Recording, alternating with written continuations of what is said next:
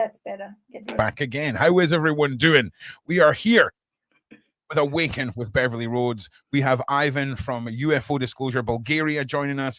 And I just want to say outright, sometimes Beverly sends me the names of guests, and sometimes those guests have very similar names, and sometimes I might get the thumbnail a bit wrong, but we've managed to wrangle it so it doesn't sound like I'm a crazy person. I will do my job a bit better, but it all ties in anyway, and we're very excited to be here tonight. Beverly, just before we get started, how are you? How was your really good. Been watching the skies, watched the skies yesterday, watched everything today to see where our UFO friends and off-worlders were going to pitch up or not. So I think yeah, I'm having lots of fun. Actually met somebody from the Pentagon today, which was awesome, who worked in the space program. So yeah, I've had a really great day. Very interesting. Excellent. Well, we can't wait to get stuck into it all. And of course, our wonderful guest, Ivan, please just introduce yourself to the wonderful side chat here, our community, our audience. And I'll bring up your YouTube as well, so we've got a little bit of creator reference here as well. But do introduce yourself. Let us know who you are and what you specialize in here with Ivan. Thank you very much. Thank you very much to have me, and it's a pleasure for me to be with you guys.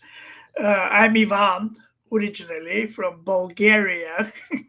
I moved to US about 20 years ago, something like this. My passion is doing research about the paranormal, UFO, especially consciousness, because consciousness for me is more important than anything else. I'm not impressed with pictures or videos for UFOs. I'm looking for real people.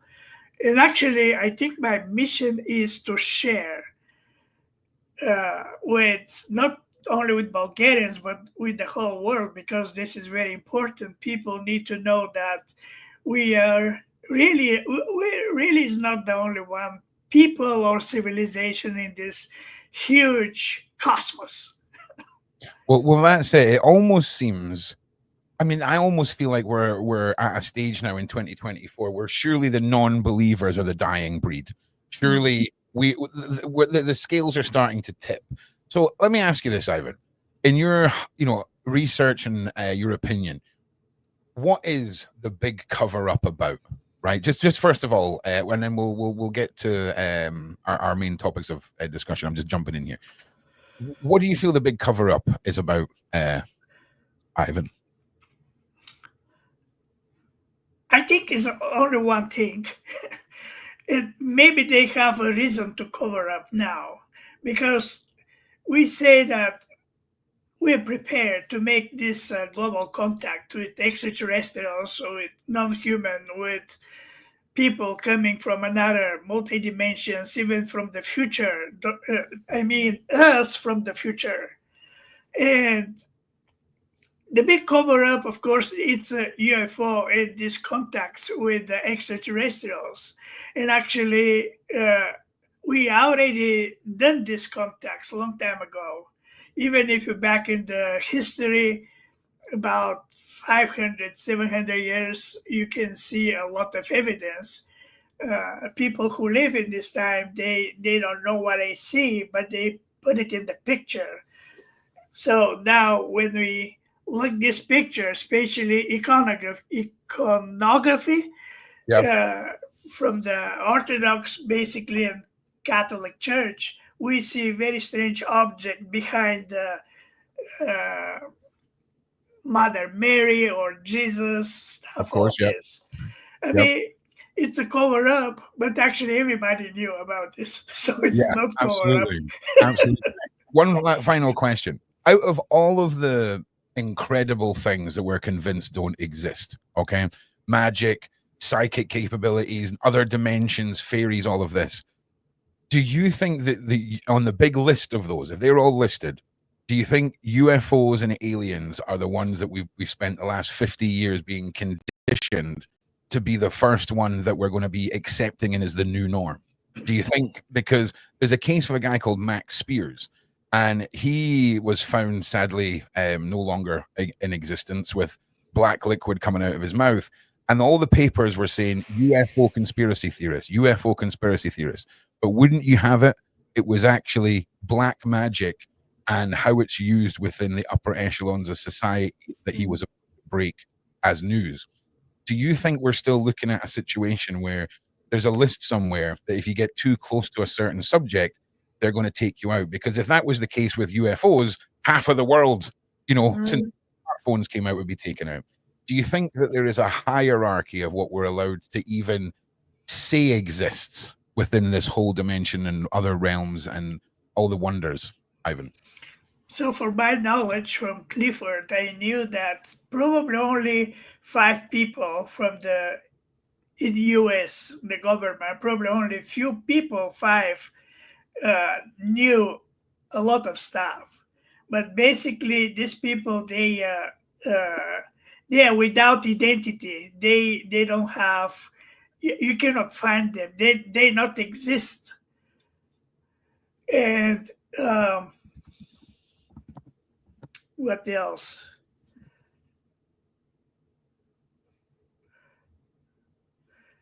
I mean, these people, they know about that. They have evidence. They have a lot of things. Yeah. They, of course, they keep it because, especially, I don't know how is the other countries, but for United States, DO say, I mean, this is about national security. We cannot share that with you. Yeah. And Well, I agree. There's definitely the national security side. But then there's the whole, deconstructing everything we've ever been told ever since the dawn of time. The whole pyramid of cards falls apart. And I just wanted to sort of give you a few questions there while we get rolling with the algorithm. And before we go into our main points, Beverly, do you want to throw some questions at Ivan, and then sort of segue into Cliff High, and we'll get the ball rolling. Yeah. So I want to ask Yvonne, have you, with all of the work that you did with Clifford, who unfortunately is unalive now, was there a time where you realized that he perhaps had a psychic ability or a telepathic ability? Did you ever see anything unusual at any time with him? Yeah, I mean, there's several things. Every time when I'm passing by Roswell, by New Mexico, I stop in his house because we've been very close friends. And he shared with me a lot of stuff. Right now, I have his archive. He collect all this information for maybe the last 30 years.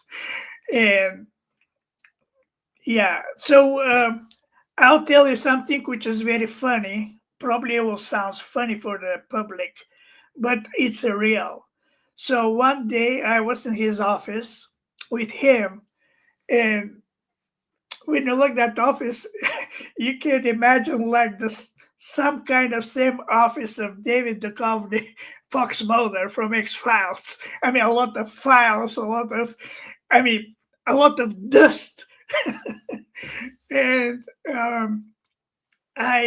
he said, Ivan, can you imagine that with, I don't know how you call this with when you want to hit the fly to kill the fly. Swat a fly. It's a plastic thing. A fly swatter. Yeah, I'm with you. Yeah. And he said, because I have in my iPhone, I have app for measuring if there are any electromagnetic anomalies. So he said, take this and measure the electromagnetic wave. It's not supposed to have anything because it's plastic. So if it's some electronic device, probably will show me what is the wave, the electromagnetic wave. But this is just a plastic thing. But show me that they have something electromagnetic, some anomaly, and that plastic thing for killing flies. And I said, this is crazy. That cannot be. What is it? What happened? And he said that his friend Corona, he's an extraterrestrial being. Wow. His physical image looks like a lizard with very tiny, beautiful green skin. And he said Wow. one time when he was in because this creature, Corona, been in his house many times, Wow. and playing sometimes jokes. He said he hold it and play like a guitar. I mean, this is crazy. So this actually Clifford called them visitors, not extraterrestrials, because Okay. they can be from another dimension or multi dimensions. They play jokes. They love that. That Yeah. is one of the funny thing Wow. That's he shared with. fantastic. Yeah, I mean that was crazy. That's So, Yeah. so your meter then showed a spike in the energy because this amazing visitor, this alien reptilian looking lizard looking, was holding it and playing it like a guitar. So it started spiking. That's a Well, yeah. fantastic story. Thank you for sharing. It's I just funny. want to apologize one more time to the side chat. I got sent 2 Cliffords on WhatsApp by Beverly, and I totally screwed up the thumbnail by putting the wrong Clifford, I think, on it. So all of your where is the Clifford and all this stuff, direct that at me. It was my fault, and I have not had time to fix it yet. Okay, so I do apologize. I will be fixing it after the show. But yeah, sometimes, okay, Beverly sends me voice notes. I don't have time to listen to them. And then she sends me some stuff in type. And then I assume that's the stuff that I need for the thumbnail. And this is what happened. So apologies to everybody. Ron is still learning this whole new community that we're all sort of learning together. So I just want to say, anyone who's got a problem with that, it directed at me because, you know, and also I'm going to try not interrupt everyone, but I'm interrupting now to update you all. Okay.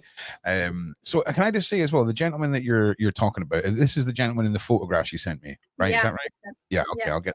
That's Sergeant Clifford Stone. That was when he was a lot happier and healthier. God bless him. That's who should have been on the thumbnail. That's whose name should have been on the thumbnail is this Clifford. And I got the Clifford wrong. Okay. So apologies to everybody. Don't worry. It's fine.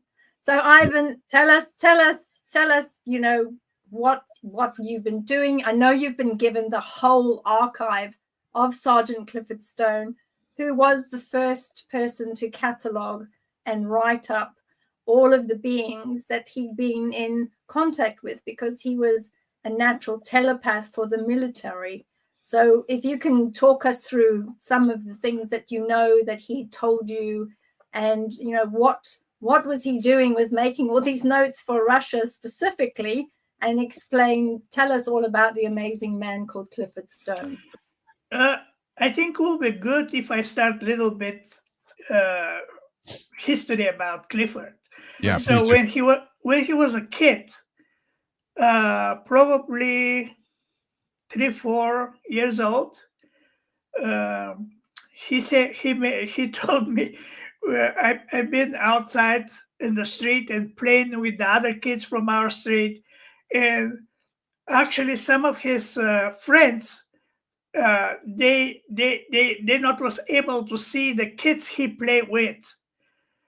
And so probably that was maybe his first interaction with these visitors, because only he was able to see it, but not his friends who live from the neighborhood.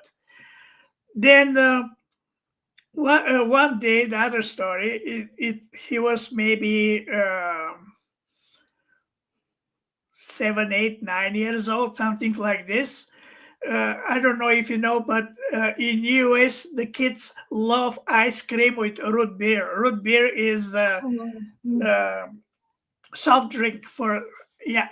So he went in that time to a small store with newspaper, stuff like this, to buy root beer with ice cream. And he started checking these magazines, and his favorite magazine was about the UFO. And suddenly behind him came one gentleman, and he asked him, do you believe in UFO? And Clifford just turned around his head to see who is this tall guy. And he said, I don't know, but I like this magazine about UFO. And then the stranger said, okay, I can buy this magazine for you. And Clifford told him, no, I cannot take it because my parents tell me do not take anything from strangers. Oh, very good. Well, both of them, the stranger and Clifford, they went to Clifford's house. And the stranger says, I would like to buy for your son this magazine. So that's it. So during the years, that connection between this stranger, the old stranger, and Clifford, they continue. And later on, when Clifford turned 16 years old, he find out that he's a colonel from American Air Force. Oh, wow. And this man, many times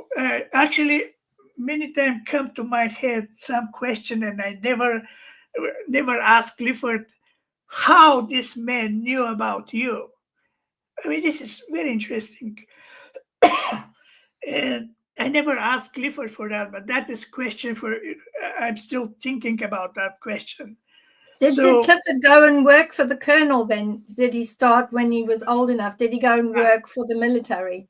So, because Clifford have some health issues, he not was able to serve a regular job for the military. But because this colonel helped him to come to the army, they start teaching him to use the typing, like telegraph. A long time ago, people used telegraph. I don't know if you know what is this. Yeah, I do. I remember. I'm old enough to remember because I used to work on the teletext and the telex machine. Yeah, that was on a tape. Yeah, I remember it very well. Yeah, so he graduated this. I mean, he graduated with this training, and he was very good with typing. But because they knew, the military guys who hired him, they knew about his abilities, like telepathy. Yeah. And he served 23 years in the army, and he has only 12 cases when he been interacting with live and dead bodies of visitors, extraterrestrials. I mean, non-humans, and with the UFO. So when have a crash somewhere, there's a group of people. He said, we've been 7 or 8 guys. We're going in the area where is that crash happening, and they start collecting briefs. And so one of these cases, he grabbed something around the UFO who was crashed. And is that the stone? Is that the stone you showed me before a few years ago? Actually, we're not sure if this is a stone or some kind of metal. That's why I say. That's why I'm saying artifact. Yeah, and good idea. He showed me that Clifford recovered this artifact from a crashed UFO vessel, and he showed this to you, right? Yeah, we've got the pictures of it. You can put the pictures up. He stole it in his house. Stole it? Oh my God. He risked his life. He said, if they found me, they'll kill me immediately. Oh my goodness. So his house was researched many times from, he said, people in black. And they're looking eventually for this craft, but he never keep it in his house. He put it somewhere outside.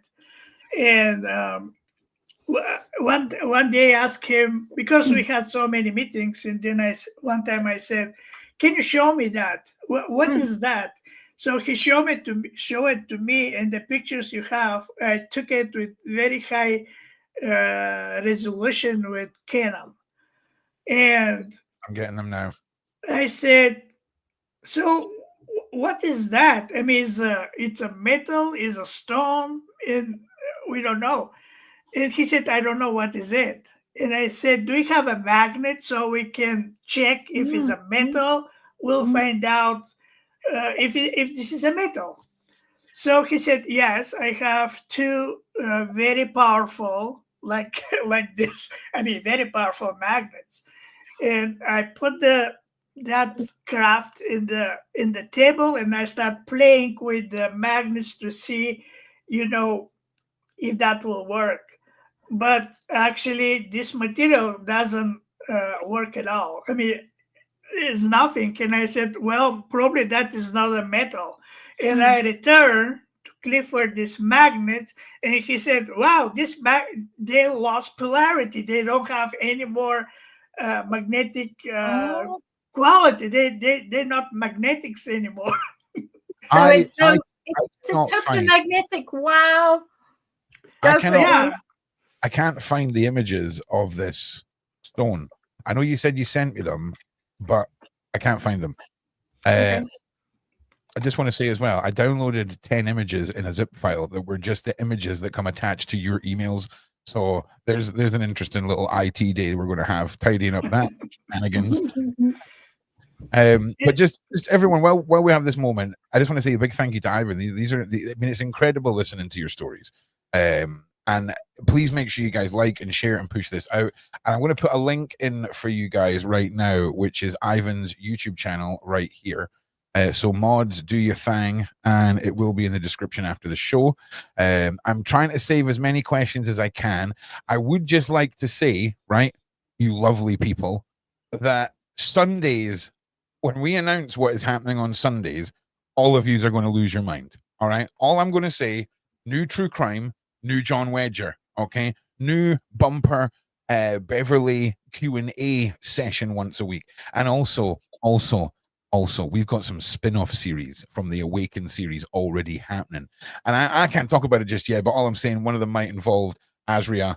And I'm just saying one of it might be a brand new weekly thing, and all these are going to lose your mind. So, Ivan. And the questions will be, Yep. It's going to be, ask me anything. Yeah. In the Q&A. That's what we're going to call it. So you can ask me anything, because I know that the questions have been ramping up and we don't get to all of them because we've only got 15 minutes. Yeah. So it's going to be a case of ask me absolutely anything. It's going to be awesome. I've just sent you the pictures again, so you've got them. Oh, see. Did you do any other tests, Ivan? Did you do any other tests on this artifact? Yeah. And did you ask him how did he manage to steal it from a UFO crash site? So because he's the first guy who is going in the area where that crash happening, and he was specialized for Geiger counter to looking for the situation. He was with Spatial Customs, of course, when you go there. And so when he reached the craft, he was hit in the ground, and these items or artifacts, they was around the craft. And he took one and put it in his boot. And that happened in Georgia. Okay, I'm sorry once again. I've got the pictures now, but now I need somebody to give me access to the Google Drive that they're held on, which I think is your Google Drive, Ivan. If you could just check and see, this is the kind of production level you can expect from Ron. Okay, I'm telling you right now. Okay, this is my third show of the day. Everyone back off. So Ivan, if you can just check if you've got accept Ron to delve into your Google Drive to get these photographs, that would be wonderful. I'm so sorry we're doing this live, people. Okay, just like and share. Just whatever you're thinking right now about production, just like and share. Okay, one more brain cell for Ron. I don't know if I can do that. Okay, well, I don't have a knowledge to do that. Okay, see, this is Beverly Rhodes can enter your brain and find you anywhere in the world. She can't figure out how a green screen works. Okay, Ivan, vibrating out like metals from other worlds and best friends with guys who are playing lizard guitars, can't figure out how to access Google Drive. Okay, this is why we harness Elon Musk's DNA and make sure we spread it all out. Okay, I'm only busting your chops. But have you got the actual pictures by any chance, Beverly? Are you able to? Yeah, I've got them. I will go and get them, and I will work out. Yeah, I'm gonna download it. Ones and turtles in the side chat for Ron, please. Ones and turtles in the side chat for Ron and his nonsense. What's a turtle for? It's because I'm a slow ass mofo at getting the production for the show done. Okay, there's like 1,200 people sitting here going, "Come on, Ron." Okay. Oh, bless you. Oh dear. Well, you're still my star, so there you go. Yeah. You're still my star, because I couldn't do anything that you do, so don't worry. There we go. Thank you. I was going to say we only got one turtle for Ron there, but everyone's bashing some turtles now. Okay, that's great. Good. So yeah, apologies for derailing the conversation again, everybody. I know the comments are going to love that. But I really want to get this up on screen for you guys because Ivan's got a story to tell. It's fascinating up to this point as it is, but we all love a little visual. So whilst poor Beverly's trying to harness the power of technology, tell us a little bit more, Ivan. I mean, I tell you what as well, maybe even just give us the bullet point recap of where you're up to just now in the story, because it's a lot to take in for a lot of people, especially the fence sitters or the people who want to believe and all this kind of stuff. Give us the sort of just up to where you are, but just give us the sort of the cliff notes, the bullet. So instead the pictures, I've done videos of that. I don't know where is that video. I have it somewhere. Because I have a lot of stuff. So I took the video and I never check it. And maybe a year later, I start checking my videos and playing my laptop, and I heard some buzzing, something like static when I played that video with this craft. And I said, wow, maybe my laptop is going wrong. And I stop immediately the video and go to the next video. And the next video is working very well. So when I back again to the video with this craft, continue buzzing and doing this interactions. So my conclusion about this craft, that craft have some kind of mood, some kind of consciousness. And because sometime when I done another time a video, there's not any statics. But sometime there's a static, which means some interactions probably happening between this craft and us in our physical world. And also when you find the pictures and start checking the pictures, one of the pictures, one of the sides, because it's high definition, you'll see a small gap in the craft. And if you're zooming, you'll see in this gap bluish silhouette of something. Okay. And next time, maybe after 1 month, 2 months, months later, when I took again, because anytime when I go to Clifford's house, he make arrangement for this craft to be in his house for me, for us. And the next time when I start taking pictures again, in the gap, there's not anymore that silhouette. So I said, Clifford, I think that maybe in another dimension in this craft have some kind of life, because this bluish image of like I'm not saying human, but something like human, looks like human. I don't know. Maybe it's not a human, but it's like the form of that image is like a human. Yeah. And the next time that image is not exist anymore in this gap. And Clifford told me when we met another time, he said that he'd been visit from a lady. She's a psychic. And when he showed her this cube or something, that's it. And she said, Clifford, I think that craft have some kind of intelligence. And then he told her that Ivan told him the same thing. I mean, I'm not a psychic. I just using my mind. Yeah. So if you go to this is the one side of the picture, and if you find the picture with the gap, no, I've just got the one picture here just now. Mhm. Beverly's on it. Okay, she's doing her big shout out to Beverly. She got one of the images through. Okay, big some love, some hearts and ones for Beverly. She's nailing it. She's trying. This is the artifact that was Yeah. found by Clifford. You were saying, right? Yeah, and that's why I'm putting this coin to the object to have some kind of impression how big is it. And the other thing, because I mean, we still don't know if this is the what kind of material is it? We don't know what it's is odd it. looking. It honestly looks like Mm. it looks like something a shaman would put in his pipe. I'm not going to lie, right? But it's such. I mean, when we zoom, I'm going to stick it in Photoshop and adjust the contrasts and just see what kind of pops out and what we can see. But it looks from a distance completely different to how it looks.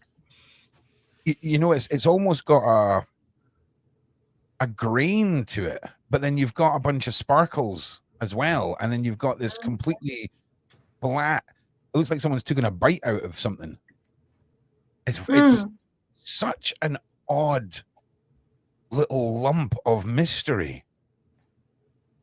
It is, and also it chews up magnetics. So the two magnets that they put onto the artifact became demagnetized. So what's that all about? It's really very difficult. And the backside which is where the dip is. When the photograph was taken, there is actually a really tiny little greeny blue being that is there in the image, and it's just extremely weird to see something like that caught within the frame. So we don't really know what it is, but it was one of those unexplained areas. But I think also because Clifford Stone was utilized on 12 cases for his ability to speak star language, light language, telepathically communicate with the beings that were being either held or in the deep underground military bases. It was obviously part of his investigation into these types of beings.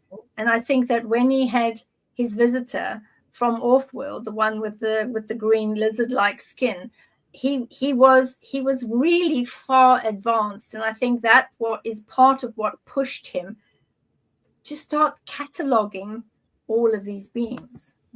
What do you think, Ivan? Was he in a position where he decided that he was going to start capturing all of the beings that he'd actually started to discuss and move forward with? So, I mean, we had a lot of conversations, and he said, I said, "Do you believe that you're chosen to do all this stuff?" Because maybe because of my imagination, I don't know. Time to time, when I talk with him, I have impression that he's not a human. I mean, he has a human body, but looks like kind of different. So he said, yeah, he said, I don't know if I'm chosen, but I know that they choose with who they would like to make connection. And he said, like, for example, if you're in the like a UFO conference somewhere, and there's for example 1,000 people, and if the visitors, if they want to make a contact with you, they'll make that possible. Okay. So they can connect with you, you can see them eventually, and nobody else can see them. Looks like they make something to put him in another dimension or something, so they maybe consciously, not physically, of course, and they contact with that person. And he said is it I was lucky to have all this stuff to happen with me, and from his childhood, and then later one, um, about the uh, telepathy connections and communications with these non-humans. One day, this same colonel, he he invited him and took him to the here you go. That's it. Yeah, You see? that is wild. I'm And just there seeing it the is. contrast. Weird. So I'm going to blow this up, obviously. Okay. I mean, again, flabbergasted. So just ignore my stumbling and my muttering. Like and share. If I come back here and we're not up to like 500-600 likes, I'm going to lose it with you. Lose Ivan, when you took the picture, I know you took it with a Canon, a normal Canon sort of camera. When you were looking through the lens, did you see that little blue piece when you were taking the photograph, or was that energy spark not there at the time? I haven't seen it with my eyes. I saw it when I started looking the pictures. Oh, okay. Wow, that's amazing. Yeah. And on the left-hand side, in the other depression, if you widen that, there is an energy spike of a tiny little being, very similar to the images that we get in the crystals. If you look on the side, on the left there's a white one that it looks like an elemental of some sort, but there is definitely a tiny little being over there in white that's got two eyes, a nose, and a very round, flat head. Am I looking in the right place? There. Is that where I'm circling just now? Can you see where I'm circling? Probably not. No, it's on the left. In the dark depression, there's a bit of a white piece, but there it is. Yeah, look. Oh yeah, right here. There's the little thing. Okay, and it's got its little eyes, and it looks to me like, because I'm used to seeing beings in crystals, that to me looks like you without realizing it, you've caught one of the little creatures. Oh, there's his wee head there with his wee mouth open. Yeah. Oh, that's mad. That is mad. It's dead cute. I mean, it's adorable. But I think that whatever happened with the craft and whatever force this artifact was, it's picked that energy signature and the frequency. There it is. You see his little screaming head. You see it? He looks like he's popping out of something and going. That's what he looks like he's doing.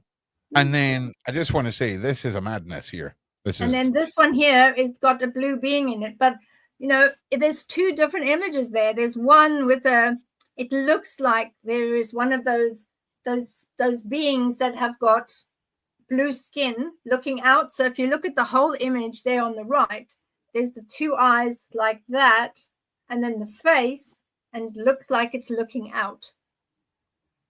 Okay, I don't know if you can see the face, but I can clearly see the face in the image, because at the bottom you've got a rounded area of the face, which actually has him peeping out of the stone too.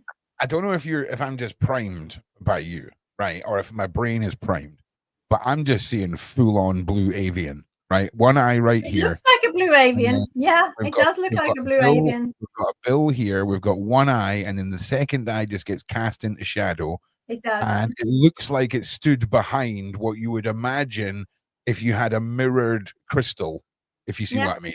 Obviously, it's not, because it's dark. But that's what I'm seeing. Let me know what you guys think in the side chat, because when we zoom out again, I feel like I'm getting galactic Ed the Duck vibes, but avians is where it kind of fits. You see what I'm saying? So, and I think it's amazing that he was able to hide this from a UFO crash site in his boot. He's so lucky he'd never got caught, because he would have been in a whole heap of trouble. So what happened to the artifact? How long were you able to see the artifact and do some tests? Did you do any more tests on the artifact? Not really. I mean, I had one idea, because another friend, he also passed away, engineer. He said, if you want to know if this is from extraterrestrial or not from this planet material, when you heat it, if it's not from this planet, it will start floating, like levitating. Wow. And I told that to Clifford, and he said, I don't want to do that. I mean, if in this thing have some kind of intelligence, probably they not feel comfortable if we start hitting it just to see if we'll floating. I said, okay. So we never done another experiment with this, but I had something in my idea to do another experiment. And so I live in Utah, in Salt Lake. And anytime when I go to work, I doing security business. When I'm going, like in this time, I start driving to Oklahoma because I had some job to do in Oklahoma City. And my path is passing by Roswell, in New Mexico. I stopped to the house with him. And this time, Clifford was super skinny, lost a lot of weight. He was super skinny with a lot of pain. He rejected to get any medicine to lower that pain. Also, he was a very good Catholic. He was very strong believer Catholic. And he said, if my creator put me this pain, I have to hold it and live with that. And I told him, you're not Christ, you cannot do that. He said, I have a faith and I have to. And actually, right now, if you look the image, looks completely more clear. It does. Oh my goodness. See? What I've done is I've actually split it in half, right? Yeah. So we've got the original image here. So I've taken one half of it and mirrored it over, and I'm just wanting to show you. We have literal pupils and irises here on this being. We've even got little hands. Wow. That's amazing. It's just see when we start taking what we can see, which was the prominent one side of this. I feel like it's almost as if someone's peeking around a shadow. So to me, this is the prominent side, and there is a science that says when you do something like this, you're forcing yourself to see what you want to see, right? But for the sake of that, I mean, I'm not being funny, but that is wild. I'm going to play around with this. Just bear with me while I nerd out here. If this is a multi-dimensional thing, probably when you done this different settings, probably now we can see that being from another dimension image, because our eyes and our understanding for people who live in third-dimensional world, we accepting the world only with this three-dimension stuff.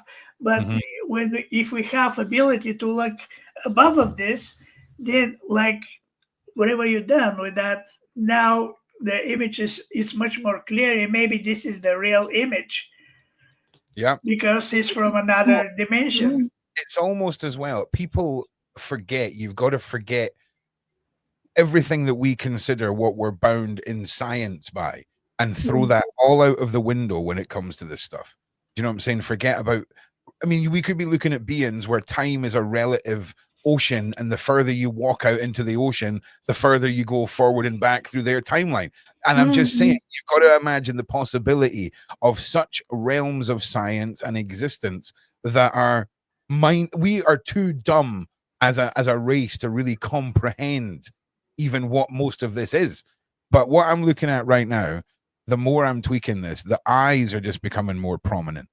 And like what I've maybe are possibly hands here. I just don't know. It looks like a collar or something across the top here. Maybe this is oh no way. Whoa. There's freaking shoulders, yo. Sorry, Ivan, you're gonna have to put up with my own fanboy about my own show here. Shoulders. Look, can you see my point? Yeah, I can see it. We can see it. Like that. Yep. this is like alien abs here, right? Alien abs, and then we've got like freaking shizness going on here, right? Like a necker thing, like a neck thing. Oh man, if I turn this green, is this going to turn into a big lizard man? Let's have a look. I think it will turn into a lizard man. Yeah, there we go. And there he is. Or maybe this is a corona and different kind of shiftings. Shape shifting, yeah. I'm still, do you know what? I'm still putting my money on avian, right? It's easy. If we turn anything spooky green, we're all going to sway towards lizard, we are, right? but yeah. Right? Okay. It could be avian. Did you have a close look at the little tiny white being on the left-hand side of the artifact? Because there's that other the wee little face on that side. You see the wee little one that side. I feel like this is a headdress, right? I feel like this little guy here, just in case you don't see. So just imagine this is a little hole, and this guy's got his little arms here, and he's popped out the hole, and he's screaming on Linda. He's like, Linda! Right? And he's got, it looks like a little hat or a little crown or something. I'm fully invested in this little guy. So let me just. So I think there's a lot going on in the artifact. And was it ever sent anywhere, Ivan? Was it sent for testing?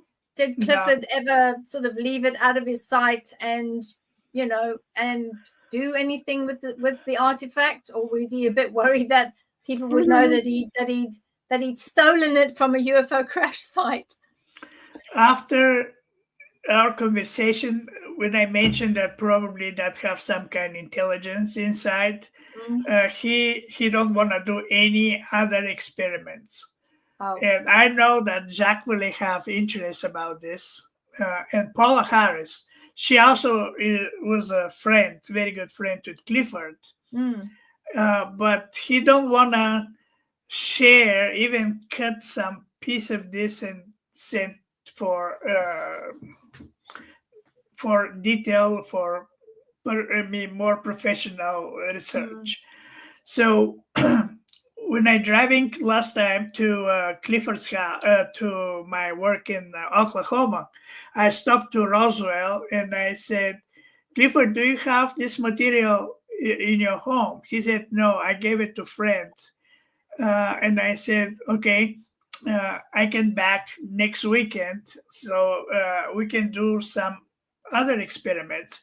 He said, yeah, we'll be okay. I'll ask him to bring that. I said, okay. But in this time when that was the last time when I saw him alive. Actually, I can play some of his, maybe the last thoughts of our conversation, if you want to hear that. Of course we do. Yeah, absolutely. Yeah, sorry, I'm really sorry. I'm neglecting you. I'm nerding out here really hard in Photoshop. So let me know what you guys think in the side chat about what I've been doing here with these images. It's the more I play around with this, the more I'm being. The more you see. It's not even the more I'm seeing it. It's like I'm being. Something's going on here. Beverly's just amazing.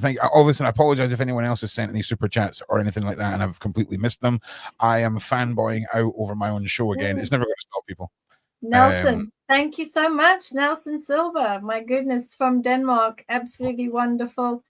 Now, Nelson, I just absolutely think you're great. And I know with all your energies, your energies are pure and wonderful. Thank you so much. Is anybody else freaking out? I'm freaking out. Anyway, put one of the okay. I think also, I know that Ivan, you took a photo with the late Clifford just before he passed away. Yes. And I was looking at the image of him, which you kindly provided to us. And when you look at that image, he was really very sick, the poor man. I mean, if you look at him from what he was before to the man that he was there. I mean, he was very healthy and lovely then, and then you compare the two.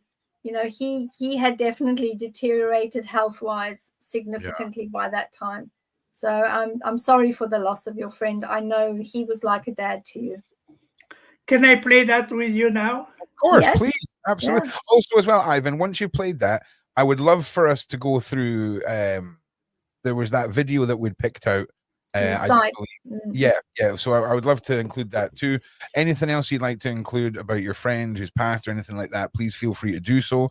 And I just want to say one more time, thank you so much for being here. This is completely blown my mind. I wish I could come to your house and help you find all of the footage that's just sitting about somewhere. There's loads of it there. There's loads of it there, Ron. There's loads of it. We've offered to go to Utah, and there's papers from Russia. There's papers from the work he did. There's all the reports written in Russian up you know the the wall. It's loads. Well, here's the thing. We live in the world of AI now. So of as course. soon as we scan a document in, it converts from Russian to English. We can isolate keywords so that if we want to just focus on things, and we can have it running through a scanner in the same way as you see a photocopier. So as quickly as we can scan them, the AI will create digital images, and we just go and sit outside with our feet up while it does that, and then we type in keywords into databases, and it will bring things up. It's flipping awesome. All right. I guess we're planning a trip to Utah then. Yeah. You're very welcome. Oh, yeah. I'm going to have to bring and play the tape. Let's hear the late Clifford Stone's last words, an exclusive on this channel.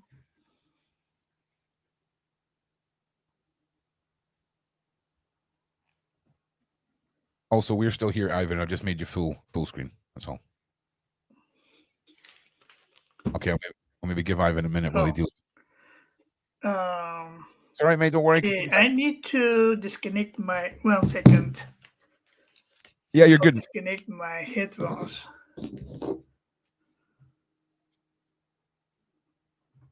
First class, and yes, I'm the one.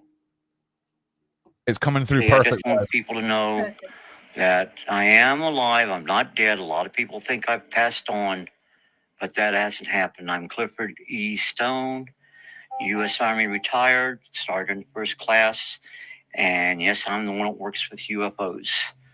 So I have people coming here saying Paula's sending them, wanting to get my records. Paula did not send them. I just want you to know clearly, without Paula making it clear and direct to me what she wants done, no one's getting the records. So they are left to her. I want everyone to know I'm still alive. I'm not dead. I appreciate all the concern people are showing for me, but I don't want people to go ahead and panic over them thinking that I'm dead. I'm not dead, okay? When I die, I'll come back and let everyone know, okay?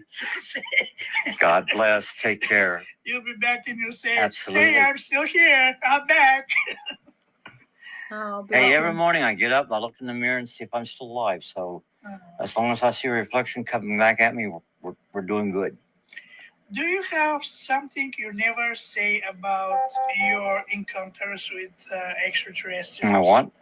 Do you have something you never share publicly about your encounters with extraterrestrials or corona or? Yeah, but I mean, that's going to take a whole book to fill.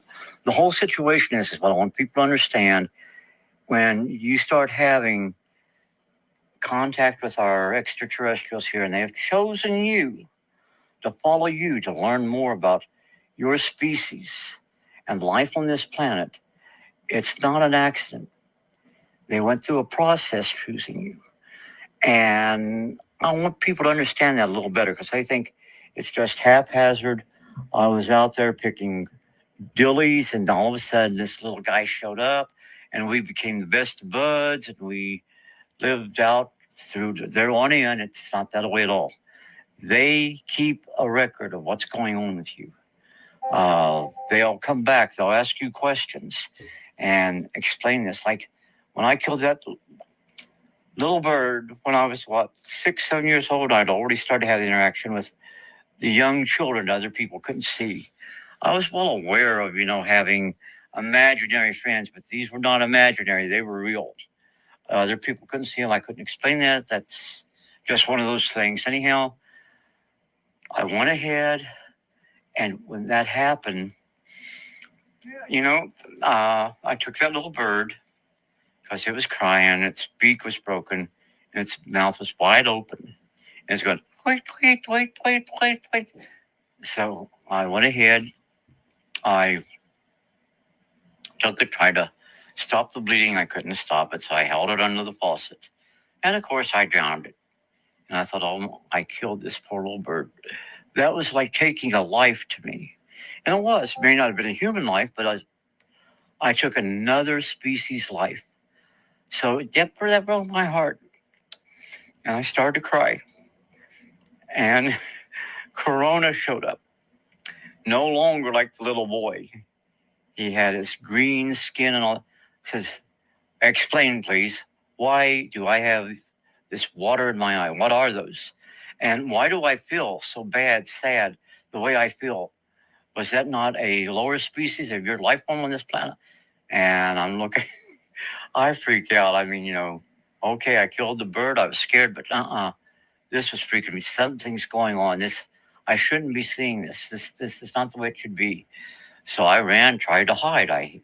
The first place I ran, we had a couch that set category like that. There was a space in the back. I hid behind there. Then he came, you can't hide from me. I want answers. And I looked and I screamed and I got out from under there.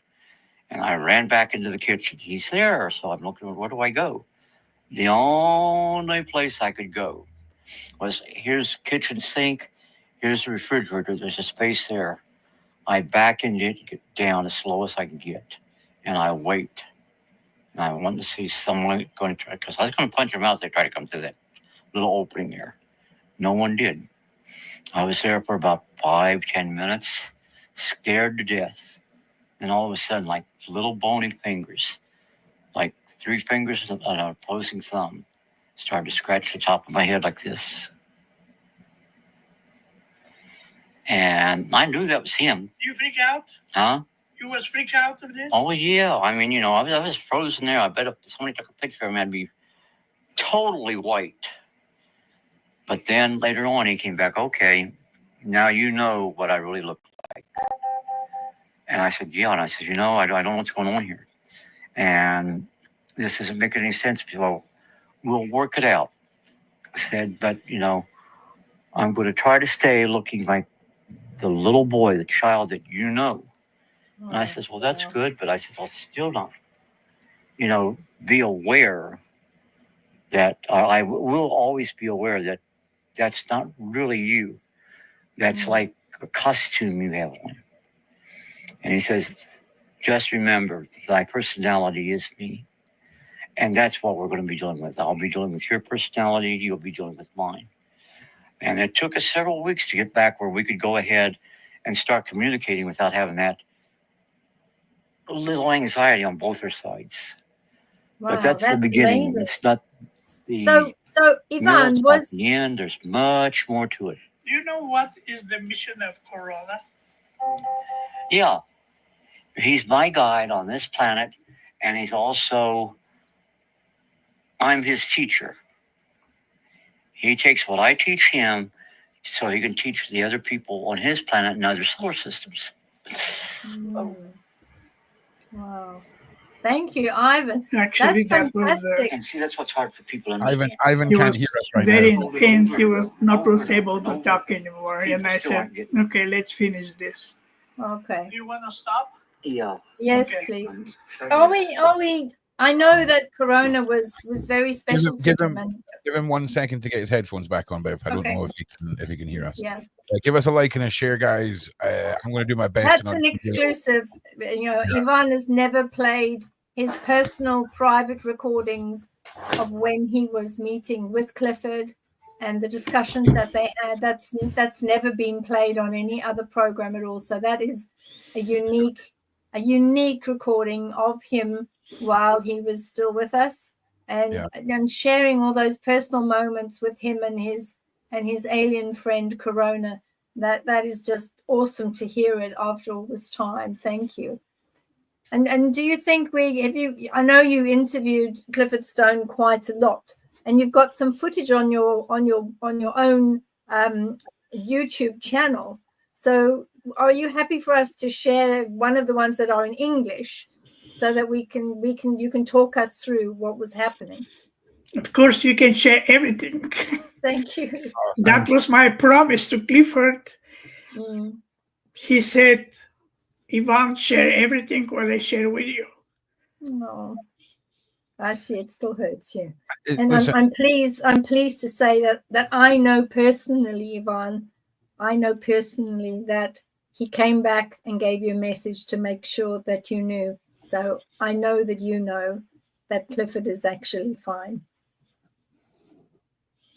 So is nobody going to ask where the artifact is? Has anybody in the side chat asked this already? And obviously, we're not going to know, and Ivan's not going to tell us. And even if he does know, he's going to tell us he doesn't know. Okay, but it's somewhere. Okay, I'm telling you now, it's somewhere. I'm just saying, we need to go round Ivan's with a Geiger it's counter. been nicked. Okay. It's been taken. It's not. It is it gone? disappeared. It's Oh. gone. We know it's gone. Do you think he took it with him? Like, do you think there's a possibility that Clifford took it with him when he crossed over? If we're talking about an interdimensional, This is for me. This is for you, no, Yvonne. this is for you, brother, yeah. Actually, I had something twice with him.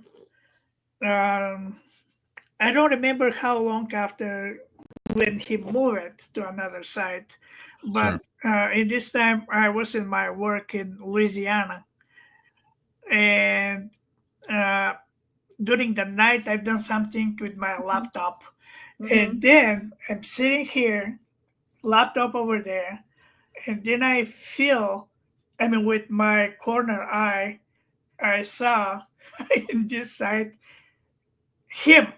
Yeah. Oh wow. I mean, not physically, but something like hologram, or I don't know how to explain exactly. And the other time was with in my dreaming. I'm sleeping and I dreamed that he's coming to me with walking slowly and holding a huge file with documents. And I said, "What do we have in these documents?" He said, "I'm going to show you." And I said, but he's smiling. He was very healthy in my Good. dream.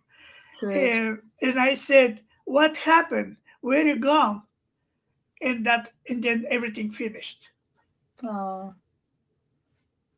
Amazing. Yeah, it's a very special relationship. Thank you so much for sharing this with us. I know it's very personal, private. We really appreciate it. We do. We really do. If you can talk us through the particular video footage that you took, because this is your site. It's mainly in Bulgarian, but you've got a couple of ones. Here it is. If you can talk us through this, Ivan, as it's going through, that will be very helpful.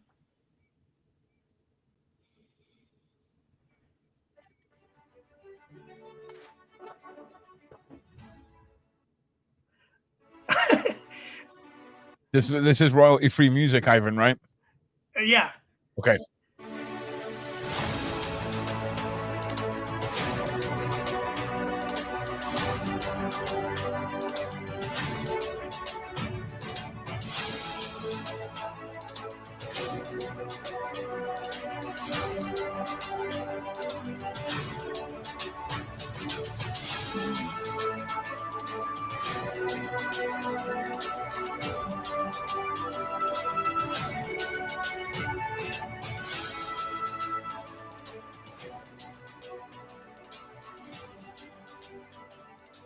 You know, it's about underground military bases is on par with the crash of UFOs. Okay, now if you have a highly advanced civilization that can make spacecraft to come all the way from their location to here, and the only thing that happens when they get here, they crash. And remember, there are hundreds of reports of UFO crashes.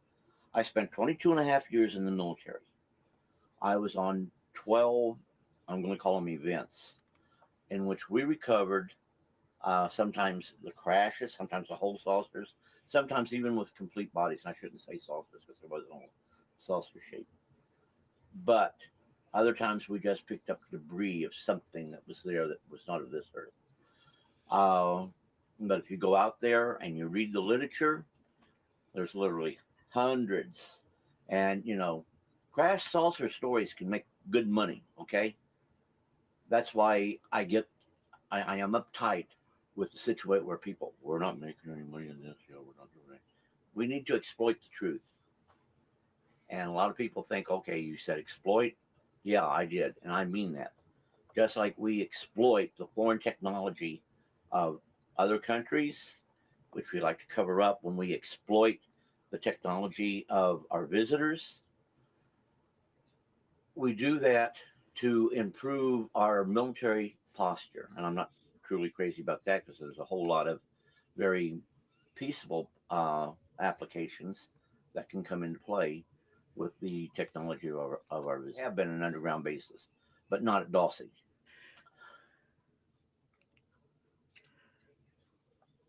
We have locations right here are underground silos. I'll put it that way.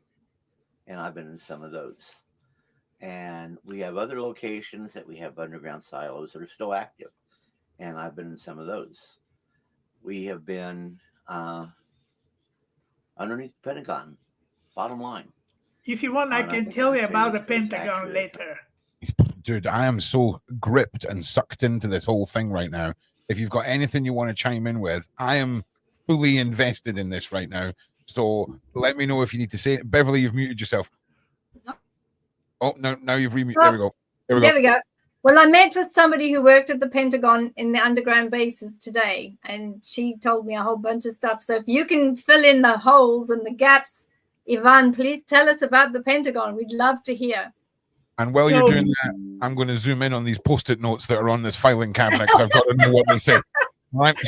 Oh, my goodness. What are you like? Oh, data. Right. Sorry, Ivan. Carry on.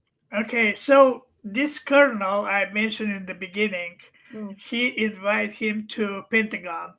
So in this time, Clifford served in Wright-Patterson Air Force Base in U.S. They went to Pentagon, and the reason to go there because they capture some visitor or extraterrestrial, and they for all this time, I don't know how many days they captured him, but they never had any interactions with it, and that's why Clifford was brought over there, and he said, "Well, we went in officially in the building. Then we got an elevator. We start going down." He said, "I don't know how many floors, but they've been with elevator probably 10, 15 floors down underground." And then he said, when we arrived finally, was a huge white walls hallway. And then he saw something like an electrical mobile. So they sit together and they start running for some direction, and they stop. And he said, when we arrive to somewhere, we step on the ground over there, and then the colonel just touched the wall, and he said, we haven't seen any door, but when he touched the wall, a door is open, and we went in the room, dark room, with very simple light. So basically it's dark, but he saw two black men, like in the movies, the black with the Men in Black. The Men in Black. Oh, okay. With sunglasses, black sunglasses, and he said and then in this room there was a chair, and that entity, this visitor or extraterrestrial, sitting over there, chained to the chair. Oh. Chained, like hold it with the chain in the chair. And they said, we would like to know more about this thing, and about our guest. And Clifford said, if it's guest, why are you holding him like that? They haven't said anything. So they left the room, these two guys, who was on the two sides of that visitor, and Clifford stayed alone in the room with that thing. And he said, when they left, that thing come in my his thoughts come to my mind. He come in my mind, in my head. Right. So he can understand what I'm feeling, and I understand what he's feeling about that situation. And I said, how he feel? And he said he was very scared. He was confused. He was lost. And so they had some interactions together. And then because this, when people doing this telepathy connections, that is not like in the movies. We have telepathy connections, or there's a lot of fake people who doing pretending that they have telepathy connections, but they don't have like this. Clifford says because this communications was probably over his abilities to take it, and he said I lost consciousness and I just fell down, and he back to consciousness after 1 week. So the colonel and the other soldiers, he take the Clifford from the, he don't know what happened with that being over there. He took him back to the Wright Patterson in the hospital, the military hospital in this facility, the military facility. And he said, when I wake up, I don't know what happened. I don't remember. He remembered that he was there and what happened, but he don't remember after he lost consciousness what happened with him. And but anyway, that is the one of the other interesting story about interactions. He just mentioned a little bit in that video. If you want, you can continue playing. Thank you, Ivan, for sharing that. Absolutely, yeah. Thank you very much, Ivan. Absolutely. Make sure you guys like and subscribe and share. Oh, Danny Henderson in the side chat. How are you? There's Danny. Hello, Danny, Miss Lovely. Yeah. How are you? Great to see you here. Right, let's continue on with this, everybody, and like and share. And thanks again for everyone in the side chat being so supportive for our guests. It means the world. Let's continue. Come out and made comments to the effect that there were areas underground underneath the Pentagon. So yeah, there are, and there are underground installations. Cheyenne Mountain, that is an underground installation.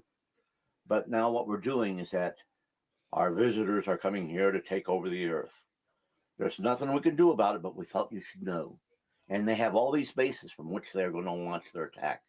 You know what? That's very, I don't know how to put it, 19th century madman situation with everybody wanting to go to war and fight everyone, take over the world. Our visitors could care less about this planet as far as gathering. There's nothing on this planet that they need. Let me show you something. You're from Bulgaria, right? Yes. Okay.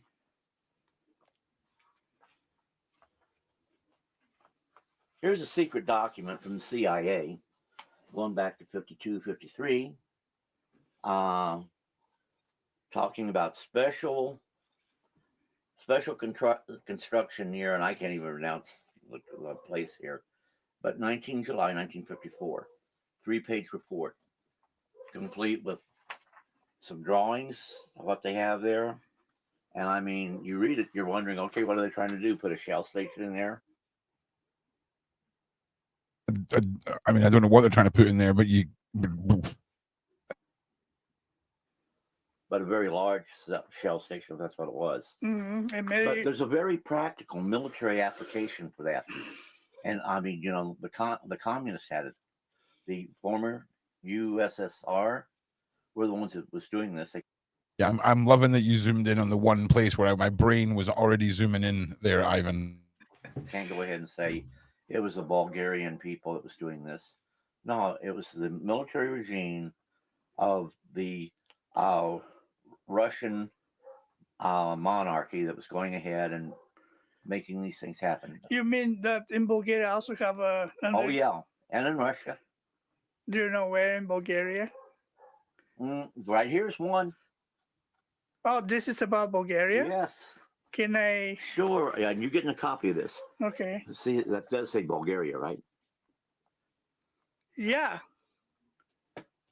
Hold on, it's blurring. Okay. Special construction. Now, this is a 1954 document. What is hold on. Sparuchovo Varna. Mm-hmm. Oh. Now, this right here is a 1954 I know where is that. document. I know where Well, is go that. visit the place. Take pictures of it. Sure. Well, we're kissing cousins. I mean, I know where now, is right? the Sparuchovo, but I Love don't know it. where is the base. Moon dust and blue fly specifically remained on station, remained online for only one thing, and that is the recovery and exploitation of those objects. The unidentified flying objects are the uncorrelated targets that are of non-U.S. origin that crash with the Earth. We go out in any country. Heck, we'll even go into the Soviet Union if we think we can avoid detection, to recover that material. Either a crash saucer, which are very few and far between. Debris are not. Debris are what you saw. That little rock I showed you. Oh, he's going to show the craft. Whoa. This little rock right here came from a location where we went out to recover debris of an alleged aircraft that crashed there. There were all kinds of these little rocks that was out in that field. And this is right outside of Augusta, Georgia in 1973. I had very little to do, so I picked up a rock on the ground. That's the way I'm going to say it. So I went ahead and kept this all these years. Scared to death of what can I do with it? What can I do with it? Well, you have held it in your hand. You know it's heavy. Yeah. Actually, if a piece of gold this size, on this mass, if you were to hold a piece of gold, same mass, same size, in one hand and this in the other, this would be way more than gold. I just need a second just to process all this, right? Because it's kind of mind-blowing, Ivan, right? I feel like this is the first part of a long series of shows we're going to be having you on and chatting, mate, because that was pretty incredible. I mean, this is serious. This is very serious. That is not a science fiction. It's super real. Yeah. And lately, I listened another streaming from a gentleman journalist from Australia. He's very popular. He said, "We, the people, we have to do this disclosure. We're not supposed to wait for the governments to say yes, that happened. That we really have this encounters for years, for centuries. Yeah. It's very serious." Yeah, I agree. And by the way, if I have a chance to be your guest again, I have one super crazy video. I never show up, and maybe somebody will be killed. But let's keep it. Come on, put one in the chat. One in the chat. Come on, put one in the chat. We run back. Look at Beverly with the ones in the chat. Can we just ones in the chat for Beverly? Can I just say, in the name of disclosures, if anyone from the CIA or the Bulgarian government does happen to be watching, this is totally just for entertainment purposes. Okay, Bulgarian government good, CIA good. Good, yeah. Government explanations for stuff are totally the real thing, and we're fully on board.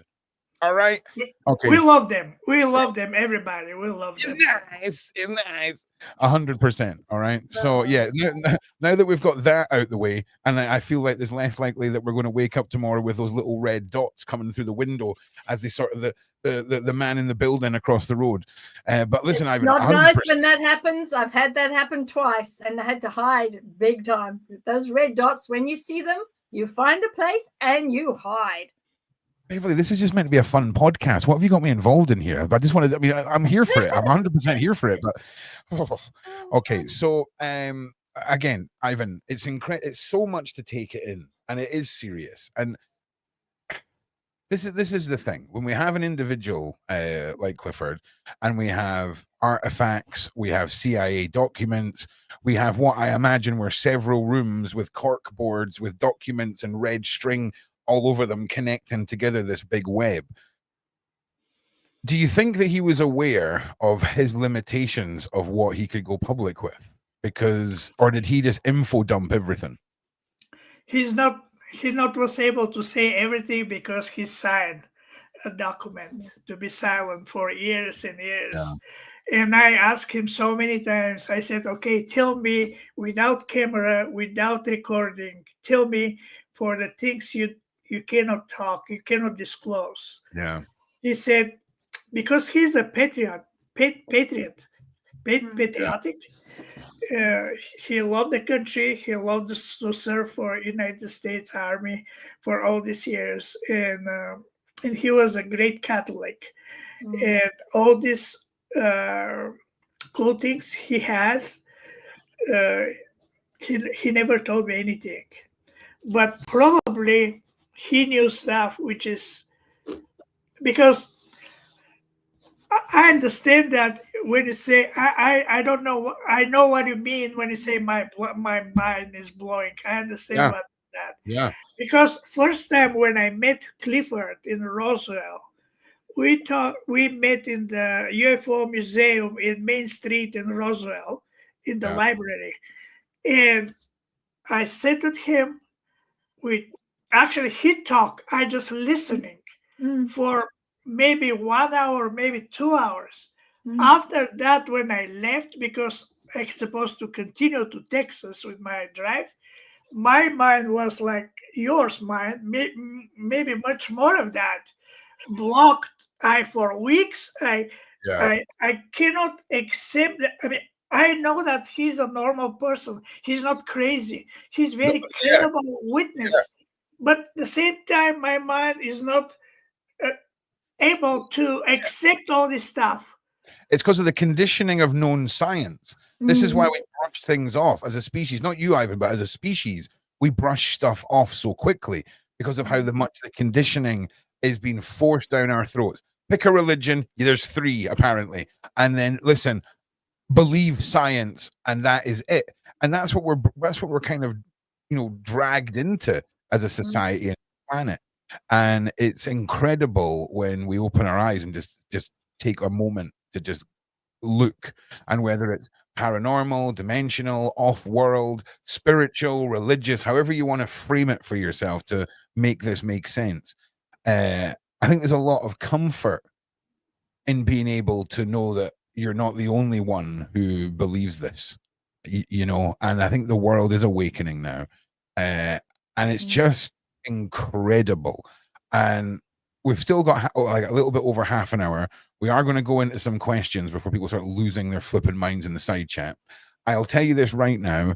We'll get another night set up with you, Ivan. Don't go anywhere, of course, because we're going to stick around. But we know this is just, I feel like you've just introduced, for those of you who have no idea who Clifford Stone was, like myself, hence also I've made a new thumbnail and corrected everything, okay? Because thank you. So all of that will be corrected. I've tried to fix the title, but it's not playing ball. I need to be offline to fix that.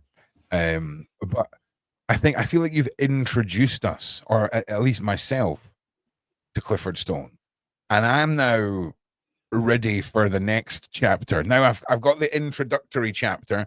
Okay, we've seen all of this, and I cannot wait to hear more stories. I can't wait to hear more about your work, your research. I can't wait to get a GoFundMe and fly out there and get all your freaking stuff digitized so that you can get more of it out there, because it's just amazing. And I just once again want to say thank you so much for not only your great storytelling and your recounting of all of this, but the photos, the videos, your openness to share. It is just amazing. So from myself and definitely the side chat, thank you so much up till this point, what you've done, because it is just fascinating. Thank you. Okay, side chat. Oh, it's time. Okay, so I've got 17 questions starred. If I've missed your question, it's third show of the day. Have mercy. Okay. And Beverly and I have discussed, we've got a whole bunch of new stuff starting on a Sunday, right? And I can say now, the new series of Crime Theory with John Wedger will now be with Beverly Rhodes, John Wedger, and myself, using Beverly's skills to delve into true crime and to take it to the next level. And it will be on a Sunday night. After that, the true crime show, Beverly and I will be doing a very laid back, relaxed. Ron's definitely going to be in the living room on the couch with the laptop with the camera off. I'm telling you that now. But we're going to do a big Q&A fest.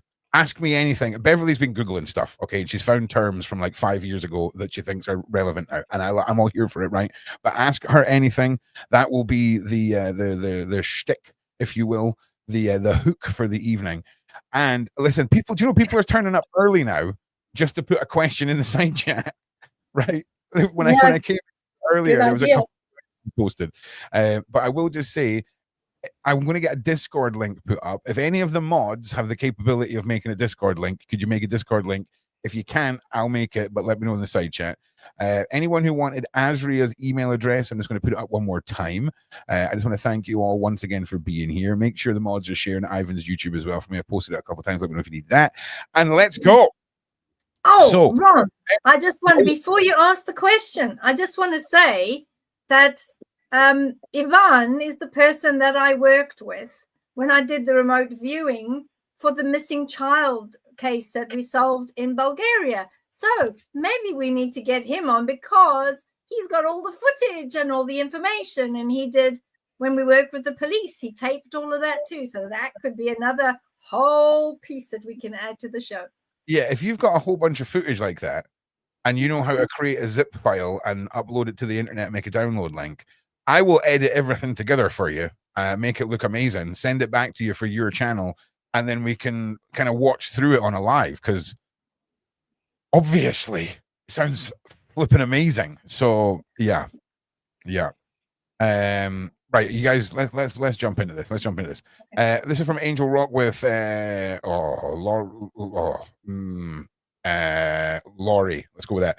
Beverly, do you believe the prophecy of an alien invasion, or do you think it's just the FF or Project Bluebeam that Werner von Braun spoke of allegedly as well on his deathbed?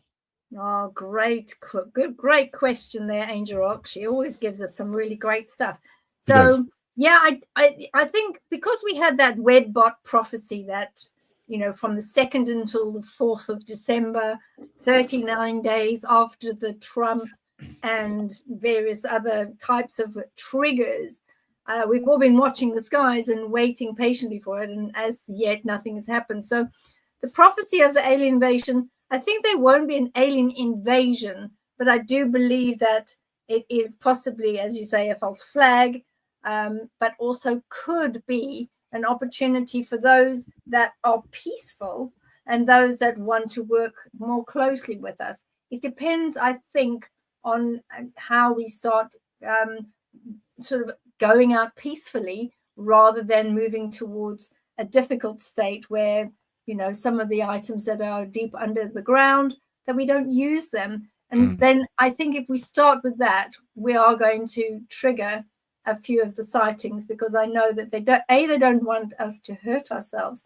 but also they don't want this domino effect that if we did hurt ourselves through those things that we know are in the ground, it would actually cause a domino effect across the universe. So there's two things there. I think that Werner von Braun, what he allegedly spoke about on his deathbed, I think it has been doctored a bit by those that have a vested interest. But I do think theoretically the overall prophecy of the off-world is coming to us. I think they will come, but I don't believe that it will be an invasion.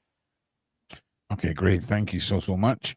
Next one from Pearl Sugars. Have you read the book Earth, the Only Planet of Choice? And if so, what are your thoughts on it? Is it the book that inspired Gene Roddenberry, wow, to create Star Trek? Okay.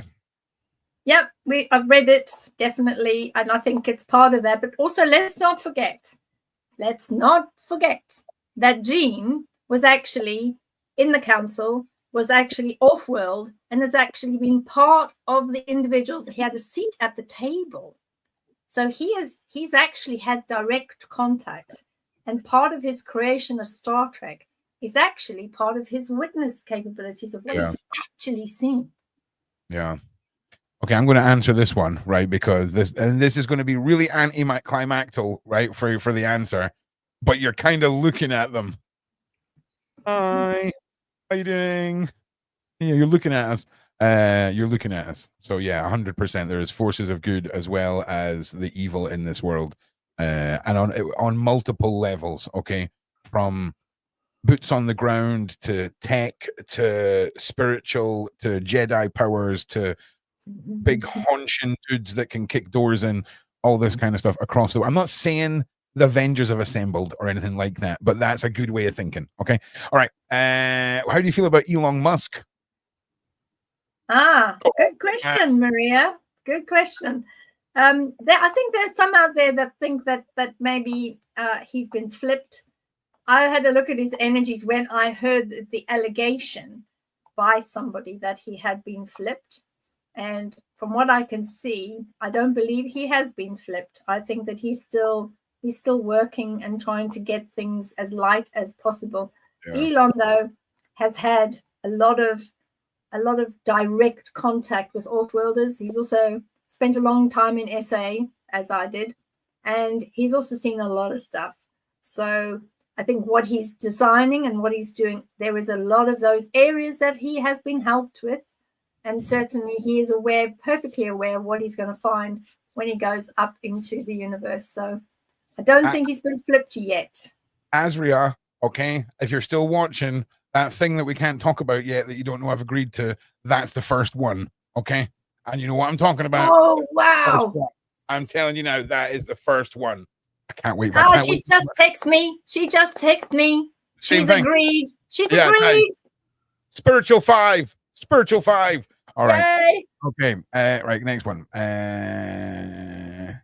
Oh, yeah. Listen, you've been going on about this. Why did we censor you earlier for no good reason? Because this isn't a democracy. This is the internet and a channel with almost 1 million subscribers. Don't freedom. No, you have no rights in the side chat. We cast our will and thrust thy hammer at thy will. Okay, but yeah, that's just the way it goes. I trust the mods. Ron, you're fired. Yes, I fixed the thumbnail. I'm getting my job back now. Okay. If I had my way, pretty please, would you have them at my door? The Greys can stay away though, creepers. Okay, if I had my way, maybe I've missed the first part of this. But I imagine this is, if I had my way, I would have them at my door. I'm imagining that they're talking about off-worlders. Yeah, I think that's it. But then big neener to the Greys, I think, is basically what we're saying here. Well, yeah, I think I would agree. Some of them, you know, I think that those that we have direct contact with, particularly the ones that I've been in contact with, they will never interfere with free will. And certainly as beings of light, they honor us. And because we have what they call a developing species anyway, but I think the Greys too have been chased away a lot. So I doubt that we'll see too many of them. I haven't had many folks come back to me and say there was a small Grey or a tall Grey or a muscular Grey or the others. I haven't heard much about them for quite some time. All right. So listen, we're about to derail here. So this afternoon, Beverly, we watched a dude, right? A doctor dude who back in the days where televisions were square and like hockey was king in Canada, which is probably still now, but we're talking probably the 80s, I would think. There was a guy who had invented an ultrasound, waves, frequencies, that when you put it in a tooth cavity, the ultrasound would regrow your tooth, right? And all of a sudden, the technology went dark, and now, just bear with me. What problem would it be? How bad would it be if all of a sudden the population of this world was using frequencies to grow teeth, and then all of a sudden someone loses a finger and figures out the frequency to grow that back, or your heart or your lungs? Now, if you could make that a pill, right, that just done the teeth and nothing else, that would be a great product. And in 2030, that's when that product launches. So it's taken from then till now for them to figure out how to weed out our ability to use ultrasound, which I'm assuming you would just wish.com ultrasound, set frequency, ram it in your face, new tooth. I'm sure there's more to that. I'm sure there's more science. But having a frequency or a sound wave, you can't really patent that, right? You can't really say, hey, this is my sound wave.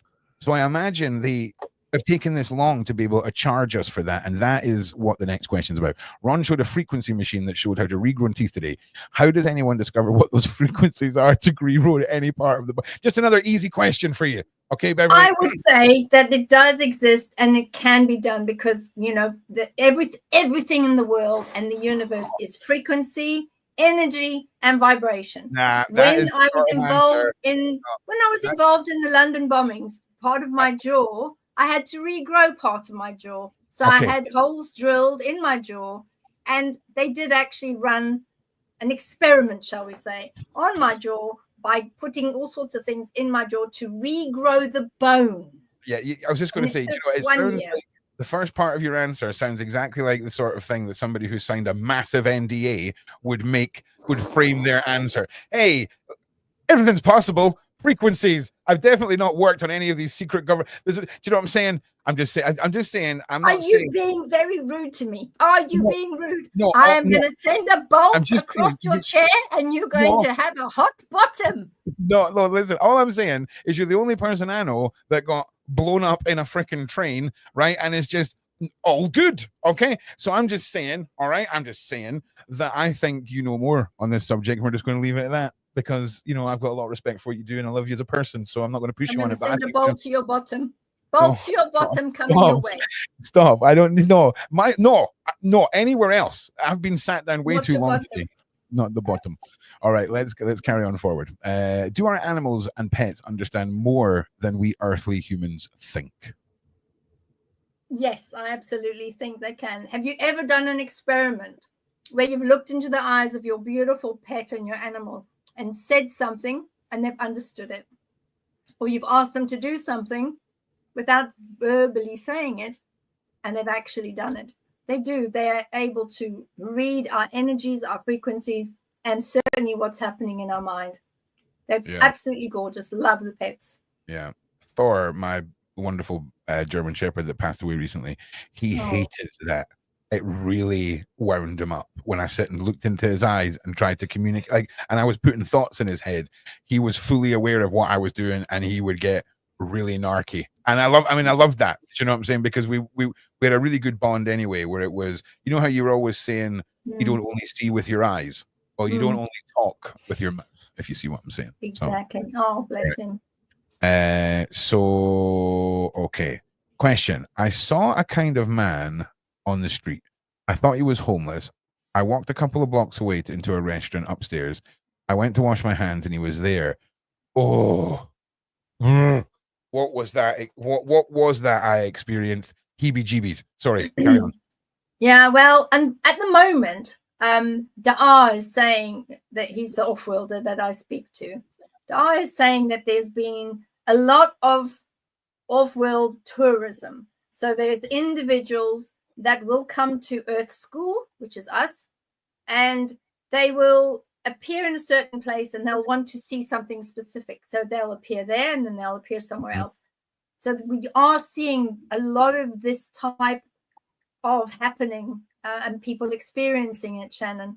So it looks to me like it's probable that you experienced one of the off-world tourists and he just happened to be in two places, one where you saw him on the street and another where you saw him in the bathroom.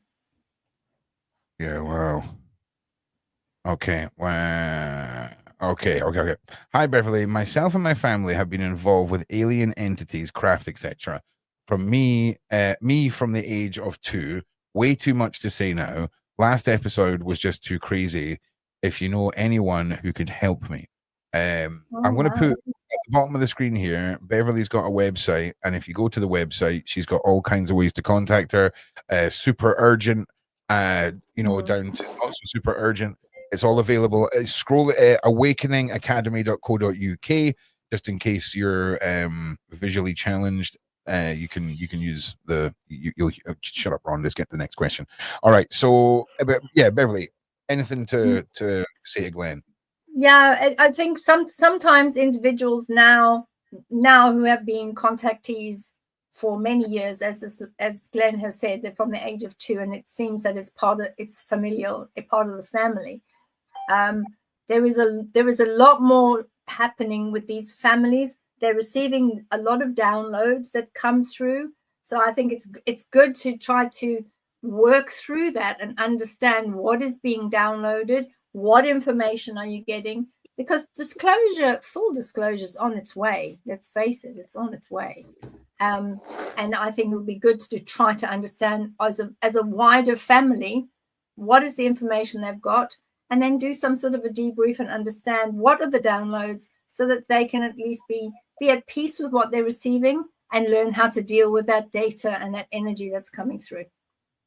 Okay. Also, as well, I'm going to get a Discord. Excuse me. I'm going to get a Discord link, because over time I want to develop your guys being able to come into the voice chat with all of us on the show once you've been pre-approved and you're not a crazy person, and you can post videos of your own paranormal stuff. And we're really developing the Sunday show into something that is community driven with questions, but also you guys being able to come on, share your experiences and all that kind of stuff. And I would like to say Ron has been doing his own journey. Ron has come quite a way with his little oracle cards. I'd quite like to start bringing the skill sets that I'm learning to the table as well. So if anyone would like to see me and my journey with that, please put a 1 in the side chat, as Beverly would say, 1s in the side chat.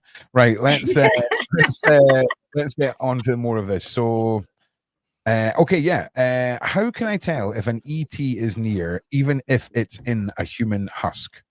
Oh, that's a really good question. I like that one.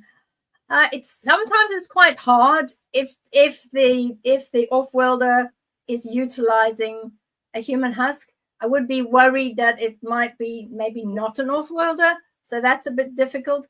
But generally, and this is very generally, you will find that your chakra points or your energy areas within your body, you will actually react to a person that is, or a being that is not from planet Earth. You will feel it very strongly, and you'll feel that tingling, and you'll feel a very great hot flash. And that's usually what happens. I know that when we're watching the skies, or when we see them outside at the back, there is always, before they arrive, we get this hot flash, and we know, uh-oh, they're going to be in the skies very soon. So speaking from experience, that is kind of what happens. I think everybody does experience that type of level of contact with off-worlders differently.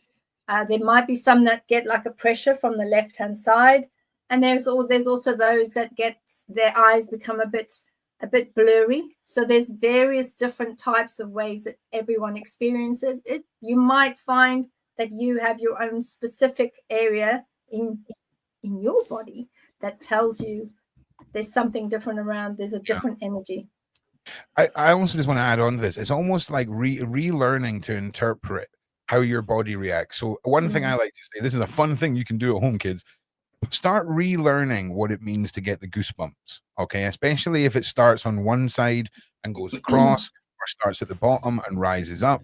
Start paying attention to if you don't have muscle spasms and you've not been doing anything that would create that, and you suddenly get a twitch in your shoulder that you know is a muscle spasm, but it could be like a, turn around, pay attention. Just start relearning what these subtle signs are, because I've said it before, Hollywood kind of ruined what the mystical world looks like with fireballs, electricity, and all this.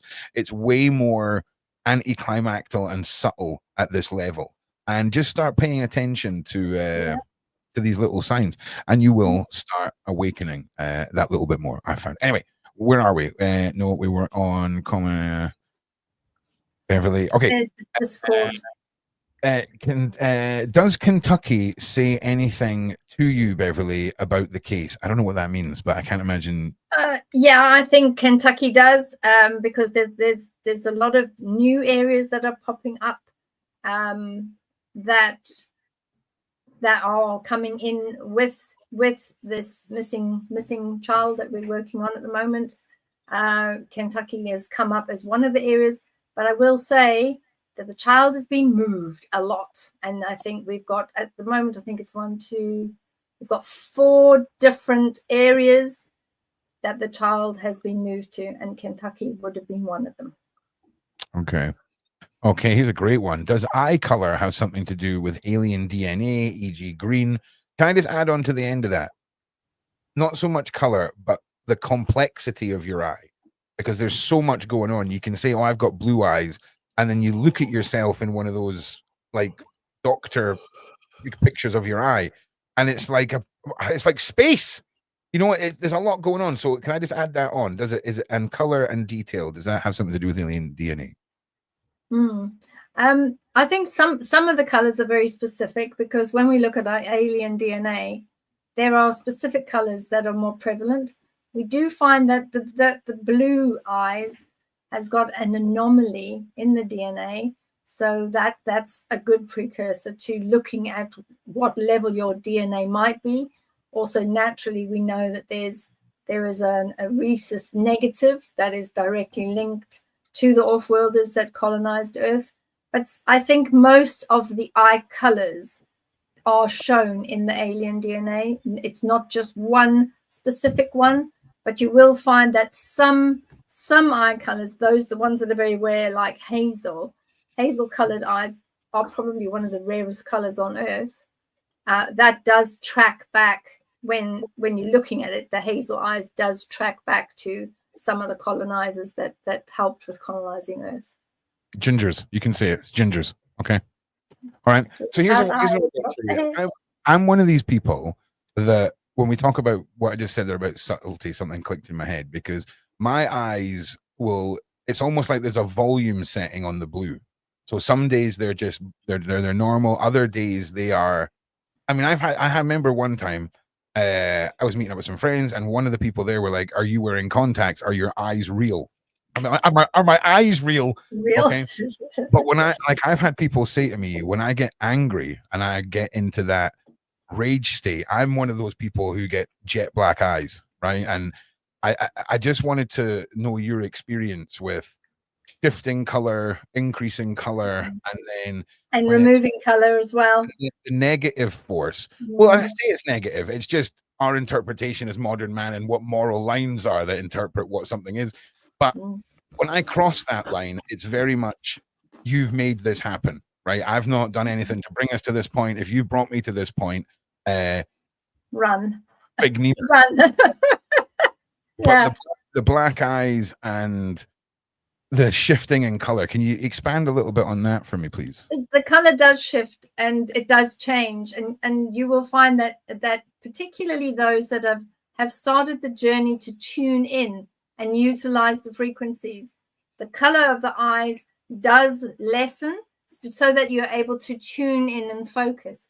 So you'll find usually when I'm working, I get like what they call a white eye, where my eyes lose the hazel color and they become very, very light, because I'm actually no longer using my physical organic eye. I'm using something different. So you will find that the more you start tuning in and the more you're honing in your skills, the lighter the eye will become, because you don't need all that level of tint. It's kind of like when your headlights are on and you're driving because you're using them, but then effectively when you go into your mind's eye, or you're in thought, or you're focused on what's in here and not out there, the lights are off, effectively.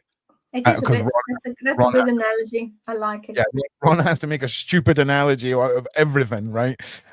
So here's the next one. Did you get a hold of that? Oh, this one's for you, Ivan. Ivan, yes. Did you get a hold of that artifact? And can you tell us what you felt, sensed, what was the whole overall experience? This will probably be the last question, because I think we all want to hear what Ivan has to say. So yeah, what was your experience like with that? I mean, I don't have any unusual experience when I hold it. The only one impression is that, so it was a small thing, but was heavy. So not supposed to be heavy if you have this kind of size. Oh, that's very interesting. So it was the weight. And maybe only when I saw when I looked at pictures, when I saw this in the gap, this silhouette, the bluish silhouette. Do you know, it almost feels like everything you were told and everything you were experienced was just enough so that nobody would take you out the game, right? Because if you were told too much, seen the wrong document, had the wrong thing to say about the artifact, you may not be walking about. And I think your friend and even the artifact, all these things gave you enough to tell the story, but not enough to put you at risk. And I think again, I'm just a guy on the internet talking nonsense, but that's the vibe I kind of get. We all need to send positive energy to Dan. She's just messaged me saying she's upstairs and just sadly been a little bit sick. So positive healing vibes to my wonderful Dan. Sorry that we need to sort of cut this 5 minutes short, but I need to go and check on her. Ivan's definitely coming back. Okay, Yeah. just to prove to Ivan, right, how much we would like him back. Can we have ones in the side chat for Ivan while we close? Get liking, get subscribing. You guys done a great job tonight. We had about 1,500 at the max across all of the platforms tonight. You are all flipping amazing. All of the new shows we've been talking about tonight will be posted for next week, Sundays, and all the new stuff. Stay tuned for a new show, like I say, with Azria, and probably a monthly show that we're going to be working on called The Gathering, where we are going to create just the most epic. And do you know what? That's all you're getting. That's all the inside information you're getting, side chat. You just, okay, so it's coming. All right, it's coming. So Thank you. Once in the side chat for Ivan, we absolutely are blown away. We can't wait to continue on with you, Ivan. We can't wait to hear about more of your content, more of your stories. And I just want to say thank you to Beverly once again for being so incredible. The mods, amazing. Ivan, thank you so much for being here. And we all know that Clifford has definitely been watching from wherever he is, which dimension, whatever. So just incredible. Thank you all so much for being. Nova better not be coming, all right? Because I'm not tonight, little lady, not tonight. And I just want to say thank you to everyone in the side chat. Thank you for making this possible. I love talking about this stuff. You all know that I do. Beverly is incredible, and the guests that we're having on just never fail to amaze us all. So thank you so much from myself, from the Sean Atwood channel. It's a big thank you to all of you. It's almost Christmas. Yay! We've got a special show planned for Christmas. Yeah. Also, do you know what's even more special than the special show? Christmas Day. I can't wait. I just bought a new cooker and a new fridge. Okay, well I didn't. I got it on credit because pay for it in like 2 years or whatever. It's curries. It's great. So I do all the cooking at Christmas. I have a whole family around. I become that giant that just wants to feed everyone giant portions of meat. Okay, I mean I'm telling you now, a clumsy giant that's a bit of a fairy. It nails me as a human being. I just want to say it nails me so good. So I think at some point there will be like a clumsy giant, bit of a fairy hoodies coming out, right? And you can choose which way. That's fantastic. Just and we'll make sure that you guys like the designs. But anyway, listen, thank you everyone for being here. You're all flipping awesome. Thank you, Ivan. Thank you, Ron. Thank you. No, thank you, Ivan. Thank you. Right, we'll see you on the next one, guys. Also stay. Oh no, I need to talk for 3 more minutes. Oh no, I can't because Dan's not well. Make sure you stay tuned if you want some your Diddy Sphere updates. Sean has got Hollywood Wade. Don't go anywhere. The content doesn't stop here. Okay, I might not have any coccyx left inside my body, but the content goes on. Love you guys. See you in the next one. Sorry to end it a couple of minutes early for watching, Sean, and peace.